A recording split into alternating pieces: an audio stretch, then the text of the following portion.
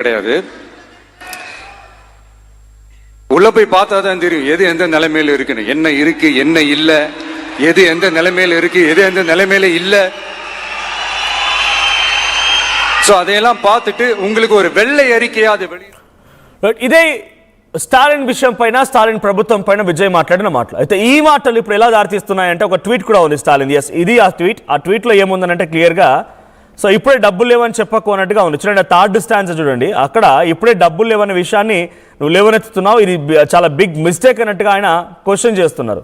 ఏమని? It's a big mistake and doesn't ప్రభుత్వాన్ని నడిపే తీరు తెలవాలి, ప్రభుత్వాన్ని ముందుకు తీసుకెళ్లే తీరు తెలవాలి, అంతేగాని ప్రభుత్వంలో డబ్బులు లేవు ఇలా చెప్పడం తప్పు. ప్రభుత్వంలో డబ్బులు ఉన్నాయి, ఇది ఆయన చెప్తున్నమాట.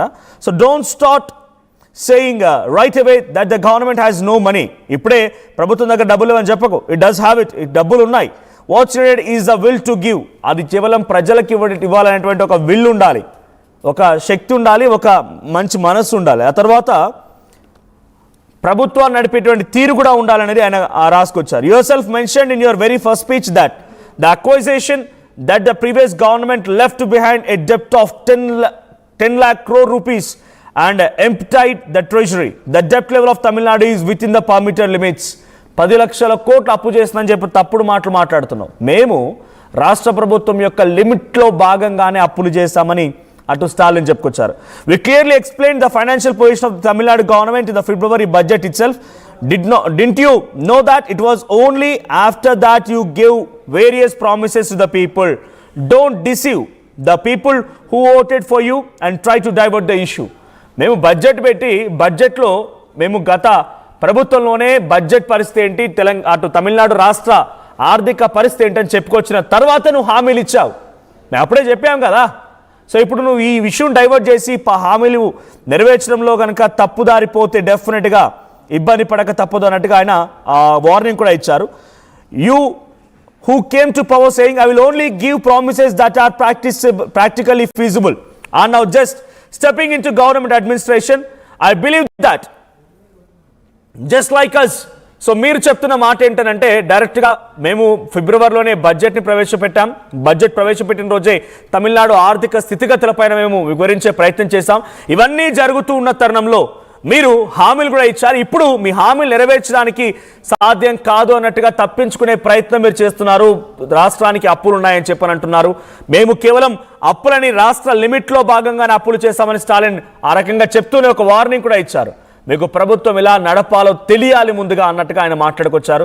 ఇంకోవైపు మీరు దీన్ని ఎస్కేప్ చేసే ప్రయత్నం చేస్తే డెఫినెట్గా వి విల్ స్టార్ట్ రెవల్యూషన్, మేము ఒక యుద్ధాన్ని మొదలు పెట్టాల్సి వస్తుంటూ కూడా ఆయన చెప్పుకొచ్చారు.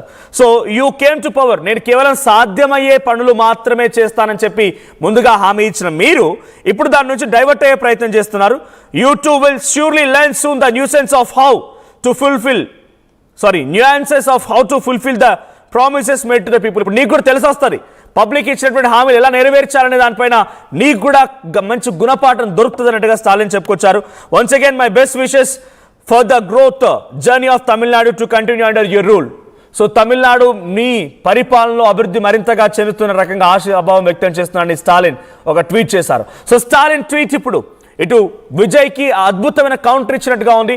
మరి విజయ్ దీన్ని ఎంత సీరియస్గా తీసుకుంటారు, విజయ్ ఏ రకంగా ముందుకెళ్తారో చూడాలి.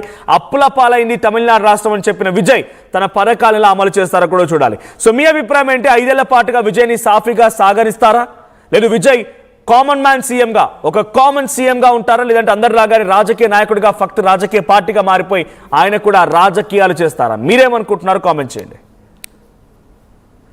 రైట్, మళ్ళీ ఒకసారి నా విజయ్ ప్రమాణ స్వీకారం చేసిన సమయంలో అక్కడ ఎటువంటి సిచ్యువేషన్ ఉంది, ఒకసారి నా ప్రమాణ స్వీకారానికి సంబంధించి ఆ స్పీచ్ విందాం. సి జోసెఫ్ విజయ్ ఎనుమ్ నాన్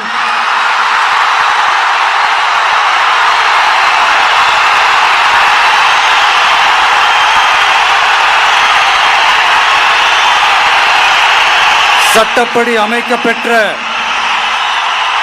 இந்திய அரசியல் அமைப்பின்பால் உண்மையான நம்பிக்கையும் மாறா பற்றும் கொண்டிருப்பேன் என்றும் இந்திய நாட்டின் ஒப்பில்லாத முழு முதல் ஆட்சியையும் ஒருமையையும் நிலை நிறுத்துவேன் என்றும்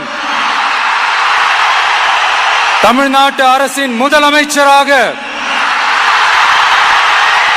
உண்மையாகவும் உளச்சான்றின்படியும் என் கடமைகளை நிறைவேற்றுவேன் என்றும்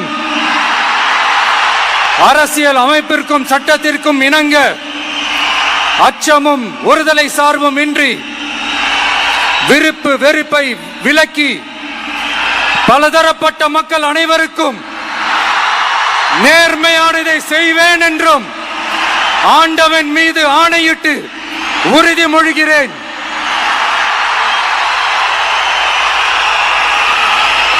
சி ஜோசப் விஜய் எனும் நான்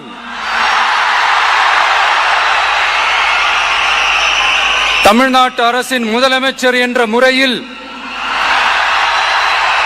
எனது கவனத்திற்குள்ளாவதும் தெரிய வருவதுமான எந்த பொருளையும் முதலமைச்சரின் கடமைகளை உரியவாறு நிறைவேற்ற தேவையான அளவுக்கன்றி ஒருவரிடமோ பலரிடமோ நேர்முகமாகவோ மறைமுகமாகவோ அறிவிக்கவோ வெளிப்படுத்தவோ மாட்டேன் என்று ஆண்டவன் மீது ஆணையிட்டு உறுதிமொழிகிறேன். சி ஜோசப் விஜய் எனும் நான்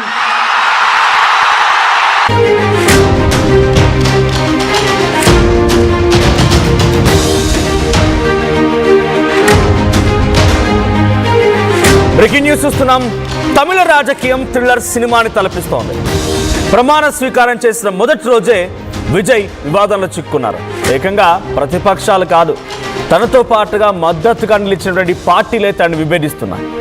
విజయ్కి మద్దతిచ్చినటువంటి పార్టీలు ఇప్పుడు ఆయనకి తలనొప్పిగా మారాయి. నిన్న ప్రమాణ స్వీకారం సందర్భంగా రాష్ట్ర గీతాన్ని అవమానించారంటూ వామపక్షాలు వీసీకి నేతలు ఆగ్రహం వెలుగెక్కారు. చివరిగా గీత ఆలాపనని జరిపించడం అనేది తప్పుపడుతూ ప్రభుత్వం నుంచి వివరణ కోరారు వీసీకే అండ్ వామపక్ష పార్టీలు. అయితే ఈ వివాదం పైన మంత్రి అదవ్ అర్జున్ కూడా రియాక్ట్ అయ్యారు. తమకు అలాంటి ఉద్దేశం లేదని రాష్ట్ర గీత 3వ స్థానం